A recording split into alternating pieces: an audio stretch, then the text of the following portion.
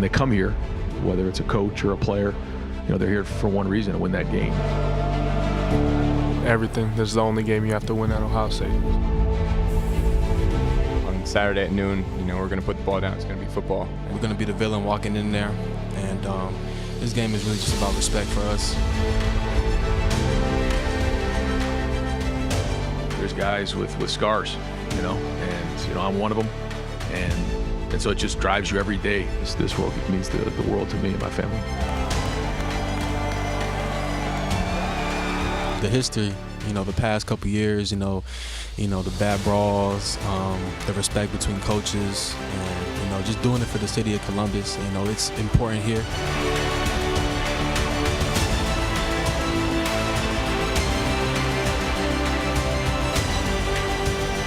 Embrace the stress that you have waking up on Saturday morning knowing that you're about to go into a heavyweight fight there.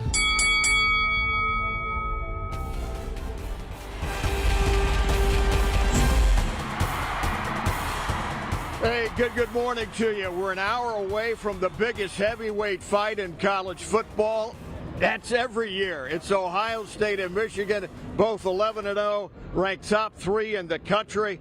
Clay Hall, alongside my tag team partner Kelly Ann Stitz, making her first appearance in the big house.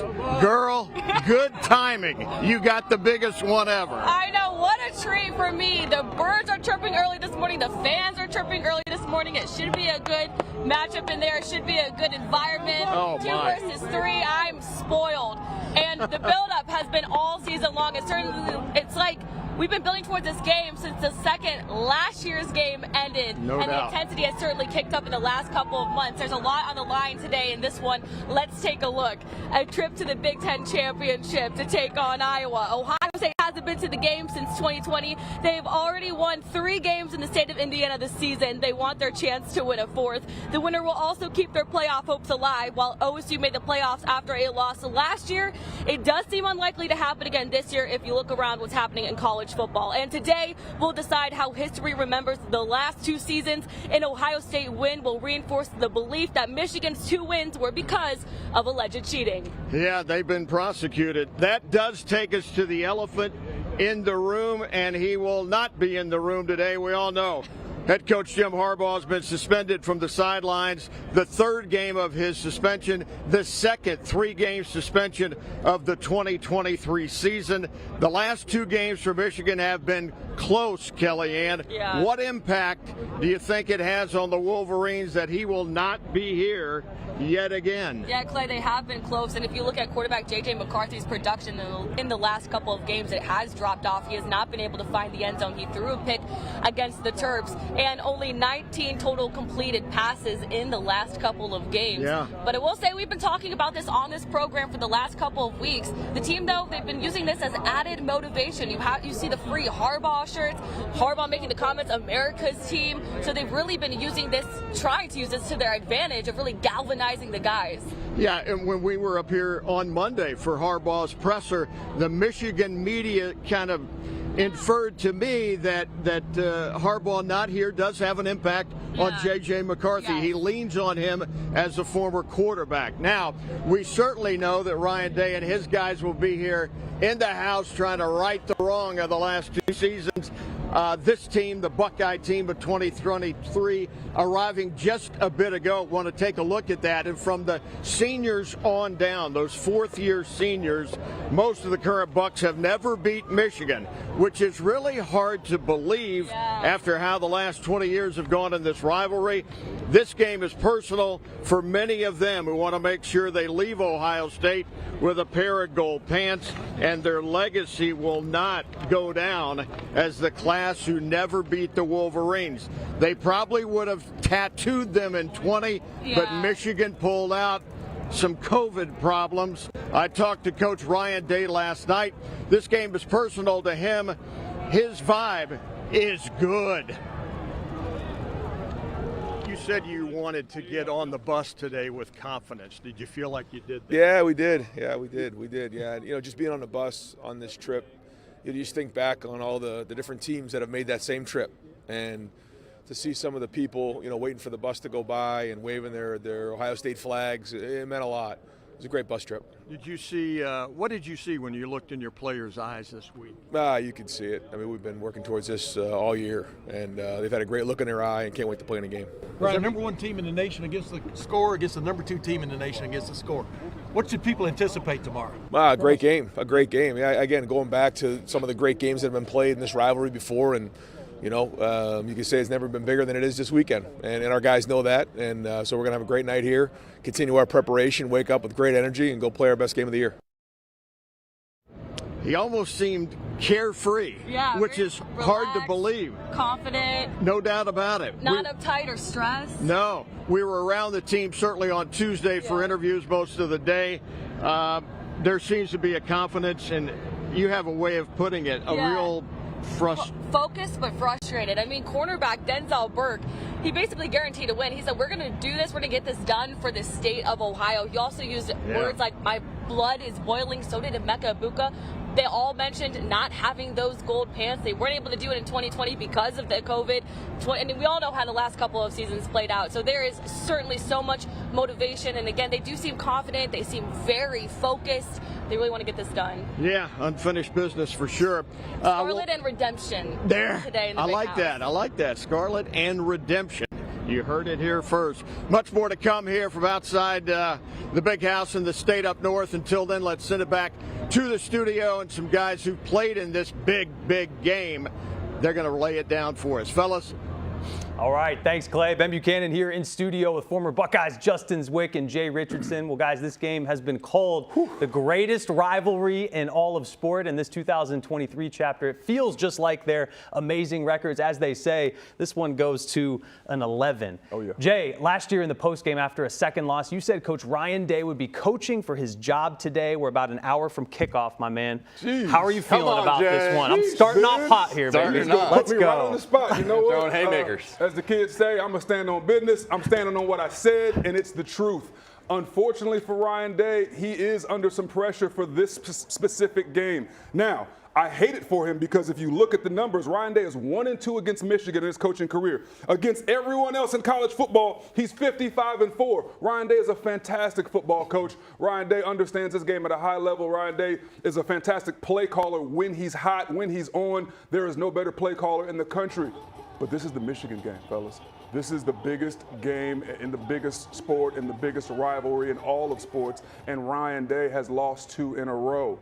This is his third shot at it, and it's a lot of pressure on him. I know it. I know he feels it, especially with all of the allegations with Michigan, all of the drama building up, all of the little subtle jabs that Harbaugh has taken at him over the years. We know about the analogy born on third base, think he hit a triple. All of that stuff, it builds up inside you, man. All of that stuff he took out on Lou Holtz after Notre Dame, he was hoping to take this out on Jim. I know Ryan wishes Harbaugh was on the sideline for this because he knows how important this is, and he's going to pour his all into it. And if he coaches the way he can coach, if he's aggressive, if he's a hot play caller this afternoon, the Buckeyes are going to win this football game. But if he does not get it done, then I stand on what I said. He will be on the hottest of hot seats, and this will be a epic downfall. And that's not fair to him.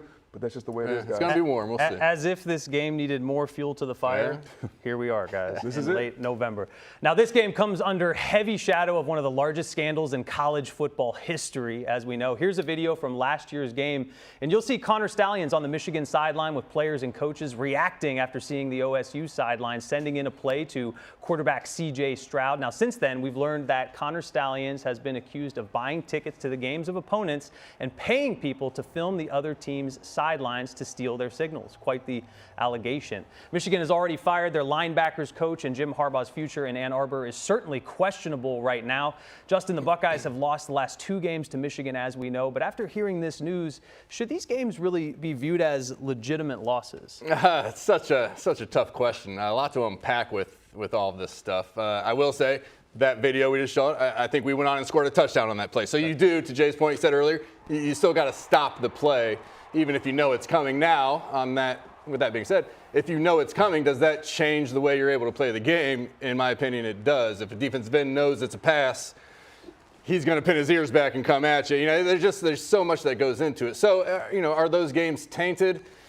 We'll see. Due process and all that. That's what Michigan wants. So we'll wait and see what happens. Once the NCAA comes out with all this and shows everybody what they have, and maybe to the extent that it looks like it goes, then maybe we'll sit back and say, yeah, they are tainted. But you got to get this one today, because all they're going to say up north is, well, we did it this year and there was no sign stealing. So you got to make sure that almost puts the pressure up a little bit more in this game, even though it's the rivalry game. But if this is proven, though, guys, you talk about in a game of inches, even if you know if it's a run or it's a pass, I mean, come on. You've seen some where it's like edge pressure. It's like, as an offense coordinator, if you know an edge pressure is coming, you can probably do something to say, all right, we're going to run this play and we're going to beat that edge pressure, and it's going to look great. And 100%. It's an overwhelming advantage, and everyone knows it. But the reality of it is, nobody cares today. Yep. That's right. Go win the game. Get it done today, high noon in Ann Arbor. All right, we're just getting started here on the Football Fever. When we come back, Marvin Harrison Jr. is looking to become the next Ohio State Heisman Trophy winner.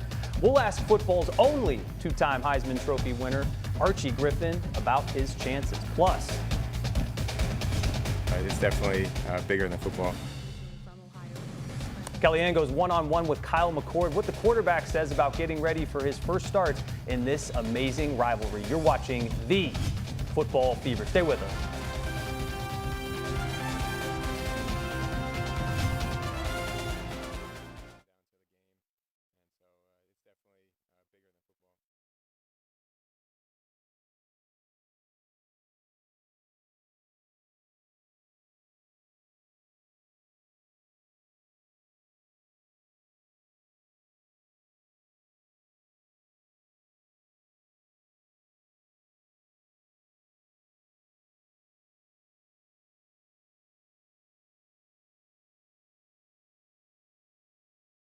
Sponsored by Elk and Elk.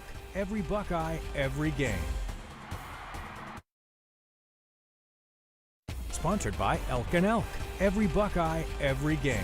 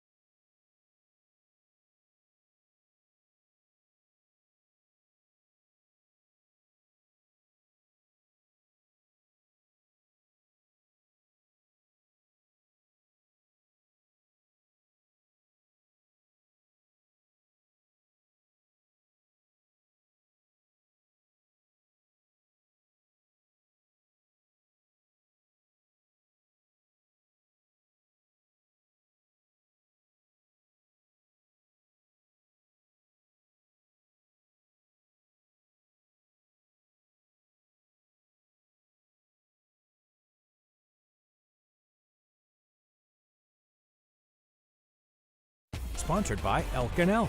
Every Buckeye, every game. And welcome back to the Football Fever in the John Henderer Honda Power Play this morning.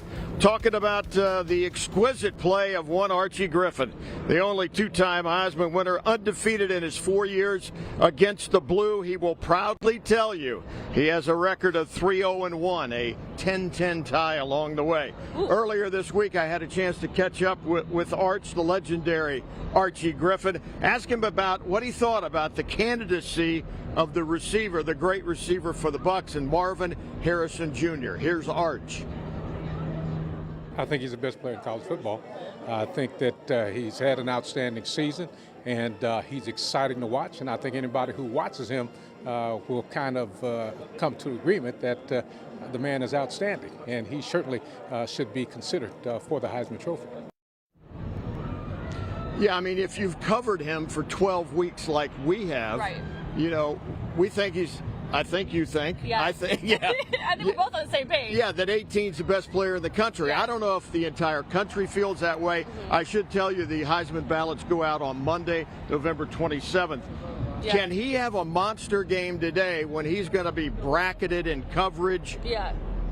Well, as Kyle McCord says, you just throw it in his area code and he'll make a play. We've seen that all season long, and I think if he does have a big game today against that team up north, then he should win the Heisman. He will win the Heisman. I know it's hard for a receiver to win this, but if it's truly going to the most outstanding player in college football and he has a big game, how could you make the argument of him not winning it? He had a big game against Penn State, a career-high 11 catches. He found the end zone. I think he obviously has the power to be able to do that. He will certainly receive a lot of attention today. It's good that they got Emeka Egbuka back, but I think Marv, he also doesn't want to leave Ohio State with not beating that team up north. He mentioned earlier this week that he's not for certain, but most likely, as we all know, that was probably his last home game in Scarlet and Gray. This will probably most likely be his last game against that team up north, and he does not want to leave behind that as part of his legacy. He'll want to leave with a win and some gold pants.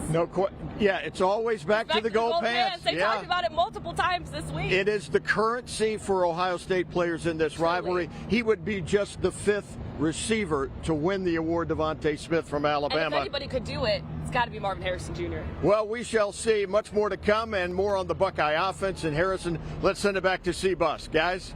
All right, thanks, Clay. It's been amazing to see the evolution of Marvin Harrison Jr. at Ohio State. He's truly been that X factor, always putting his team over the top time after time.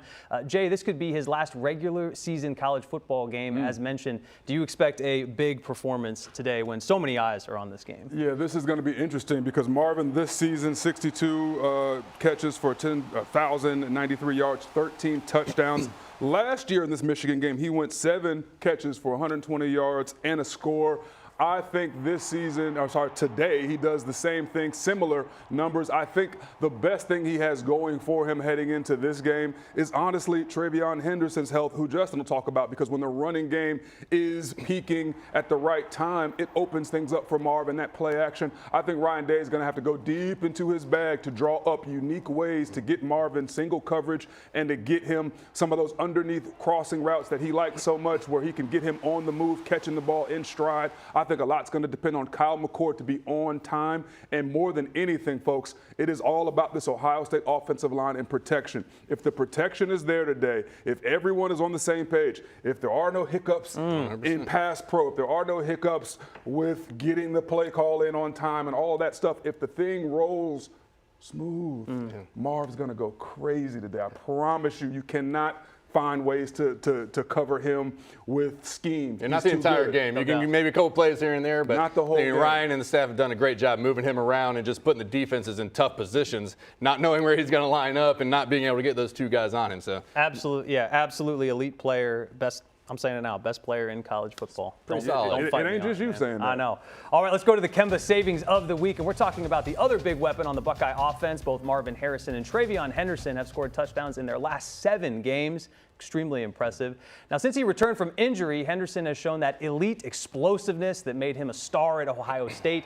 One draft analyst from The Athletic has Henderson as the top running back in the draft should he decide to turn pro. Justin, in a physical game like this, every inch matters. How big of a game changer is Henderson today in Ann Arbor? Well, I mean, I think he's going to be big for this team. Ever since he came back, I think it was that Wisconsin game on the road where he just jumped off the screen at you. You could tell he had some fresh legs, that he was feeling probably about as good as he has since he's been at Ohio State, because he's always been dealing with something. But he is full go, full steam ahead, and he's huge. And this is, I don't love it, but this is like a legacy game for him.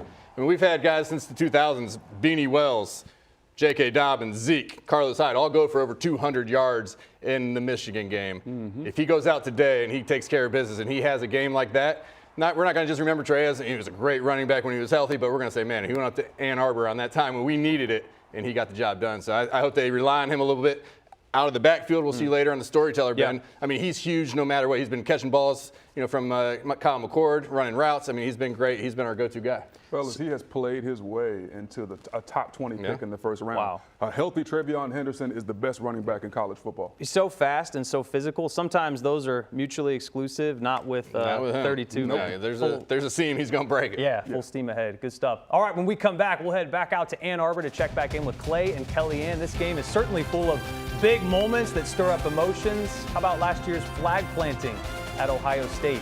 That's nails on the chalkboard, man. We'll hear from former players and their memories from this iconic rivalry. Stay with us here on the Football Fever.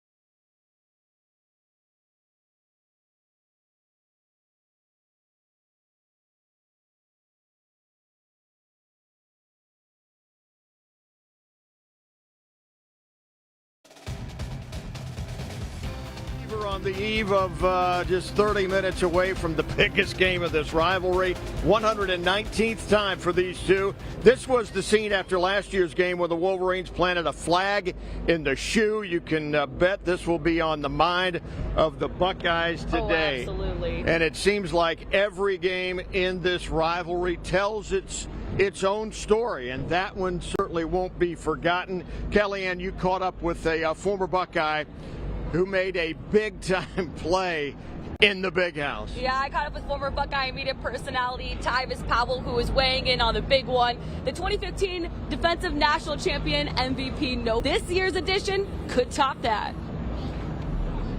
I think it's a lot of energy that's going to be brought to this game. Obviously, with the stuff that's going on with the sign stealing and Coach Harbaugh not being there, they're going to be amped up because they really want to win this game for them. Those fans are going to be loud and proud. They're going to be behind them. But this team, for us, we've been through so much this year, and they're finally hitting their stride in the right time. I can't wait to see it. Something has to give. I think it's a legacy game. I think this game might be bigger than the one in 2006 because of what's going on around it.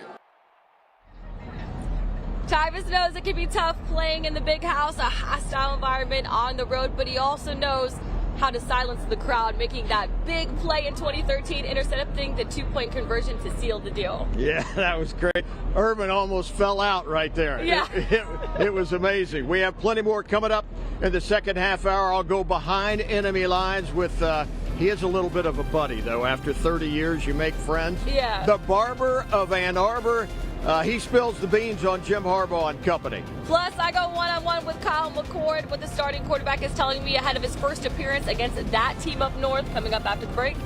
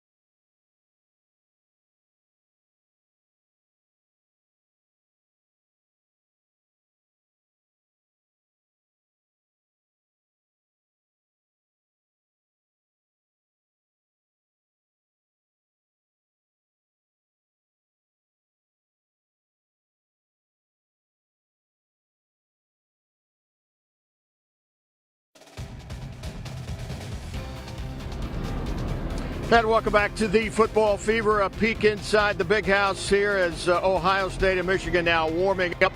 You see the Buckeye offense going through their paces. It is in the mid-30s. Actually, it's going to top out at 36 today. So these guys will, need to get a little frisky here. A little warm up. Get that sweat, get that lather going for a monster matchup here this afternoon between 2 and 3. Welcome back to the Football Fever, 30 minutes away from kick. How historic is this one today? It's just the third time these two teams are both 11-0. The first time, 06. Remember it so well, and many thought this was the biggest game in the history of the rivalry. The late, great Bo Schembechler passed away the day before. The game was billed as the game of the century. Both teams stepped up, that's for sure. The Buckeyes were the number one team in the country. UM was number 2. Troy Smith, 4 touchdown passes. Beanie Wells, a 52-yard touchdown run, and the Buckeyes won it 42-39. And the second time was just last year And we all know what happened there as Michigan pulled away late with some explosive chunk plays. Marvin did show up, though, in that first half. Michigan had a couple of late touchdowns, and they ran away with it 45-23. This week, defensive coordinator Jim Knowles talked about eliminating the big plays this time around. So you better be on high alert. It better be something that's a priority. It has shown to be a real factor in this game. When you study statistics, it's been a real factor. So we can never stop talking about it, defending it, practicing it. Indeed, the Buckeyes have only given up one play of 40 yards or more, the fumble-rooski, right, at Rutgers. At the He gave him credit for that one, too. He's like, okay, they got us in that one. But that was it. Learned his lesson. So the defense, they're fortified. They're ready to go. They are ready to go, especially up front with getting back Mike Hall Jr., the defensive tackle inside, and the quarterback of the defense, Tommy Eichenberg. Both guys certainly going to help stopping the run. That'll be key today against Michigan. And Ohio State's only given up 3 rushing touchdowns this season. Containing Blake Corum will be a challenge, who leads the nation in rushing touchdowns. But those guys, they are confident, they are focused, they are learning from last year. Jim Knowles has certainly learned from last year. He's brought it up multiple times. Ohio State, number 3 in total defense, number 2 in scoring defense, first against the pass. I mean, these guys, they're ready to go. Yeah, both teams. The top 2 in scoring D. That really fortifies the middle of that Buckeye. Absolutely. Yeah, and getting pressure on J.J. McCarthy will be key, as well as trying to stop that run. Now, as we send it back to Seabus, you may have noticed in those 06 highlights, there was a big guy, he kind of a rangy dude, 6'5", 6'6". Number 99. Yeah, look at him. 99, where he's all stomping around. Jay, talk about your moment, my man. Oh, well, I'm happy you brought it up, actually. I did not know this was going to be on here. But, yeah, it was an amazing moment. You know, you got an elite defender, number 99 there. I don't know the guy's name, but he's clearly the best athlete on the field. And what you see there is absolute. No, I'm joking. It was 3rd and 14. It was a really, really big moment for this defense. I was very, very happy that I had opportunity to help out. Beat 2 guys on that play, by the way. Whatever. No big deal. The coolest part, though, was celebrating with my guys. You see Dave there. You see Big Quinn there. You see Brandon Mitchell, Malcolm Jenkins, all of these fantastic teammates I had. Justin was probably somewhere high-fiving me when I came off. But the coolest part about that moment is you get to impact the biggest game of the season, and there's no better feeling than that. Number 99, bossing up, man. We love in your heart. That's love to see that.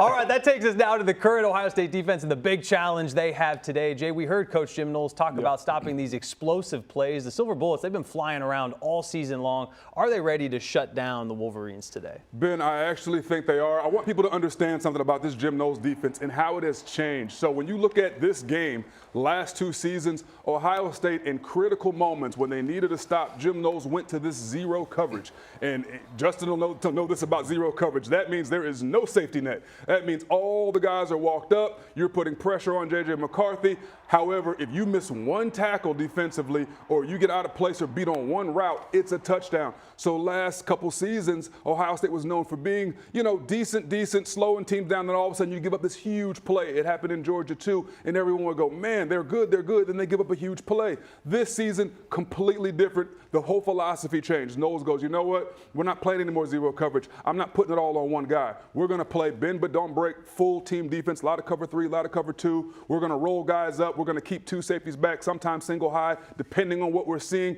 But we're never going to put our defense in a situation where one mistake can beat us. Let's let them go the long, hard way and see if they can actually get it done. And this defense has looked completely different. Number 1 in the nation in yards per pass allowed, and number 1 in the nation in passing yards allowed, only 144 passing yards a game. The only issue I can say, if I wanted to nitpick, is 21st in the nation, guys, in run defense, and you're playing a top 5 running offense in the whole nation, and these boys can pound it. Make Michigan one-dimensional and make J.J. McCarthy beat you with his right arm, because I don't think he can do it. You can see it. You can feel it. There's a swagger to the Bullets. We've been missing them for the last couple of years. The longest play they've given up is a fumble-rooski to Rutgers for 40 yards. I mean, that's incredible. In fairness, that was a crazy play. Well, it was. I'm just saying, that's the only play they've given up over 40 yards. That's pretty impressive for a full season. And defense has not given up more than 17 points in any game. All the stats. Love it. Bullets are back. We're going to see it today. All right, let's talk about the Michigan offense for a moment here. here and the impact the Harbaugh suspension could have on this game. Jim Harbaugh has already been suspended 5 games of the season because of various suspensions. In those 5 games, quarterback J.J. McCarthy is averaging 180 yards a game with 7 touchdowns and 4 interceptions.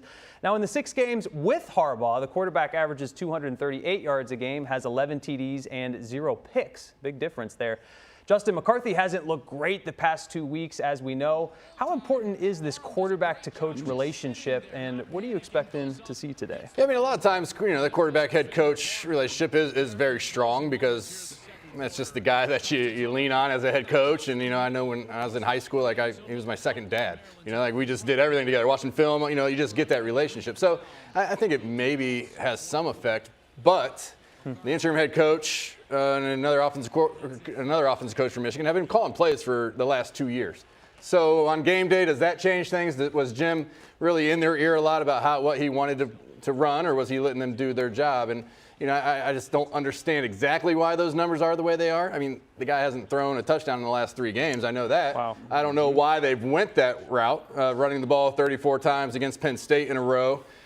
Is he hurt? Is he injured? I know at the end of the year, everybody's dealing with something, but is there a reason why they are not throwing him? Because you, in the middle of the season, thought, this guy has the best odds for the Heisman. He's so great. He's this. That's all we heard. And then they get in their biggest game of the year up to that time at Penn State, and they don't throw the ball. So I don't know what is going on out there. I think something might be happening with him. We've heard an ankle maybe.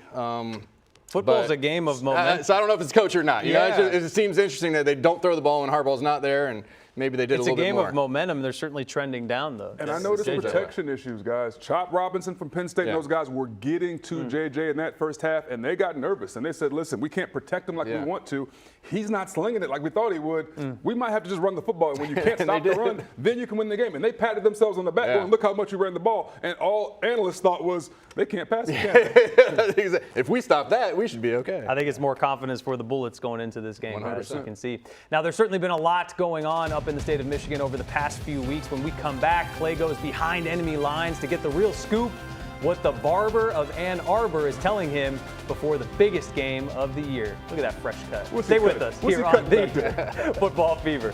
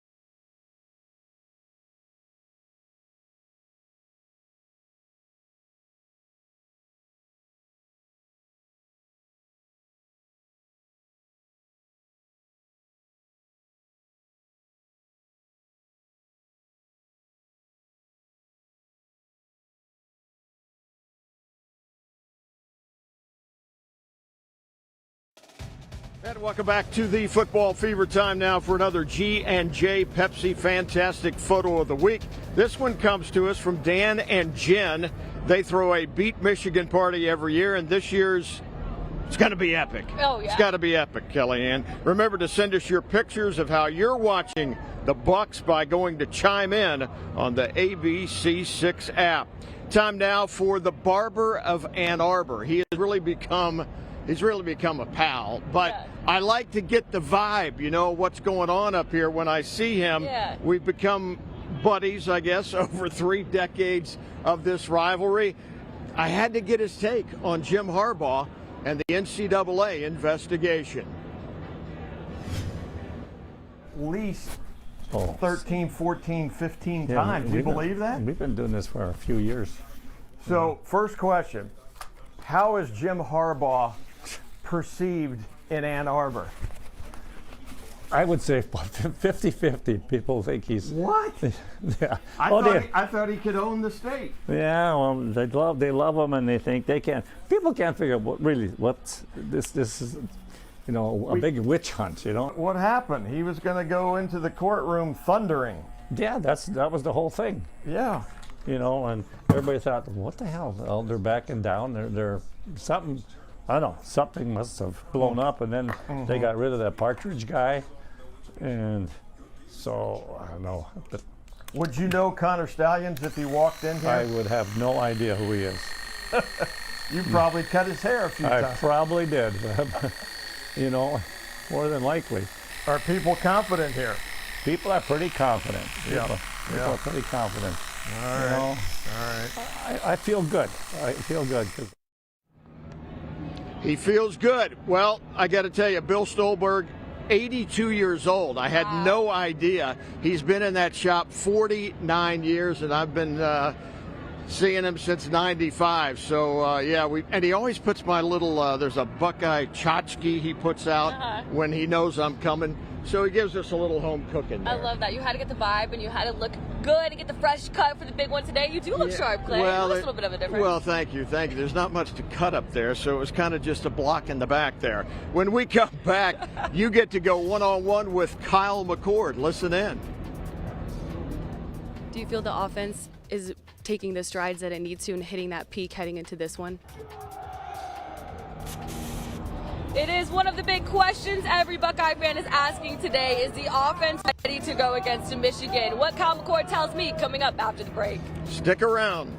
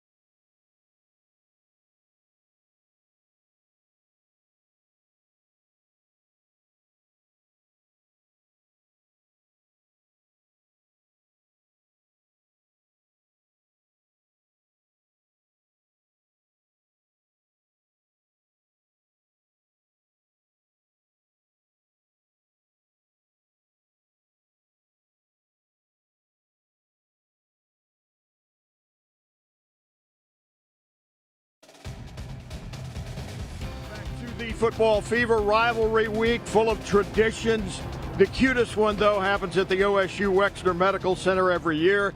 The babies born this week receive special Beat Michigan swaddle blankets. Aww. And they all said, yes, they all said, aw.